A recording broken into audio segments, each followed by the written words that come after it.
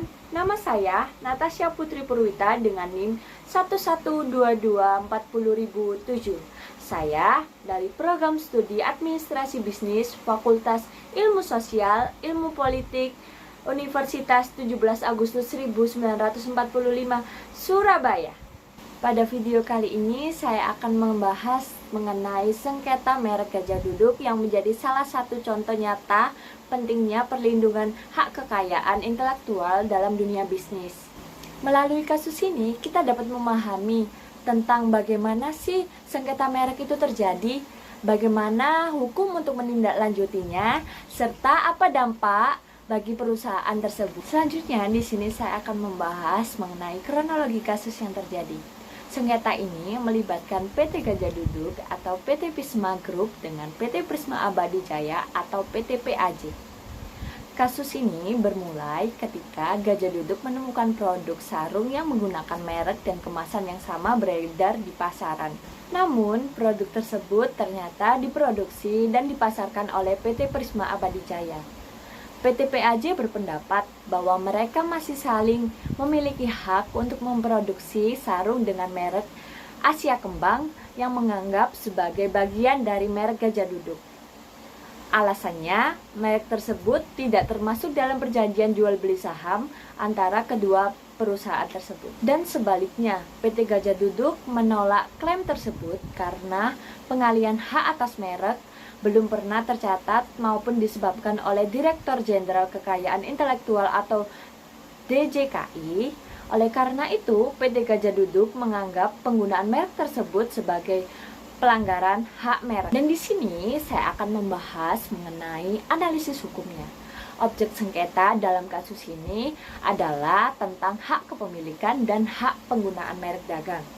Dasar hukum yang digunakan adalah Undang-Undang Nomor 20 Tahun 2016 tentang merek dan indikasi geografis, khususnya pada pasal 100 ayat 1 dan 2 yang mengatur tentang penggunaan merek tanpa hak cipta. Pengadilan Negeri Pekalongan memutuskan bahwa PT Prisma Abadi Jaya terbukti melanggar ketentuan tersebut.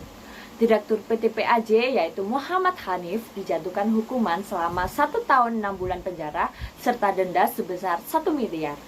Meskipun pihak terdakwa mengajukan banding karena menganggap terdapat kejanggalan dalam proses pengalihan merek tersebut, keputusan tingkat pertama menunjukkan bahwa perlindungan terhadap merek yang telah didaftarkan memiliki kekuatan hukum yang sangat penting. Yang selanjutnya di sini saya akan membahas mengenai analisis bisnisnya.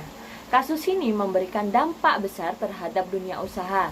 Yang pertama, sengketa merek dapat menurunkan reputasi perusahaan karena konsumen menjadi bingung membedakan produk asli dengan produk yang lain. Kedua, kepercayaan konsumen dapat berkurang apabila beredar produk dengan merek yang sama tetapi berasal dari perusahaan yang berbeda. Yang ketiga, perusahaan harus mengeluarkan biaya besar untuk proses hukum sehingga dapat mengganggu keberlangsungan usaha. Selain itu, nilai merek atau brand value juga dapat menurun apabila identitas merek tidak lagi eksklusif di mata masyarakat. Pelajaran yang bisa dipetik pada kasus ini, menurut saya, kasus ini memberikan beberapa pelajaran penting bagi pelaku usaha.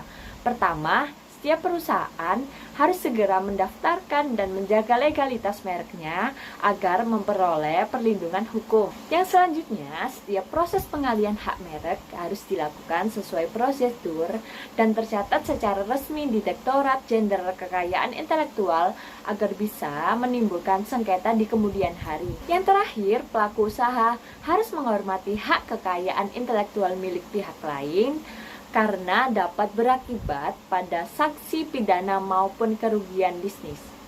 Sebagai kesimpulannya, sengketa merek Gajah Duduk menunjukkan bahwa merek merupakan aset paling penting dalam dunia bisnis yang harus dilindungi secara hukum. Kasus ini juga mengajarkan pada semuanya bahwa setiap pelaku usaha harus memahami aturan mengenai hak kekayaan intelektual, melakukan pendaftaran merek dengan benar, dan memastikan setiap pengalihan hak dilakukan sesuai ketentuan hukum. Dengan demikian, sengketa yang merugikan perusahaan maupun konsumen dapat dihindari.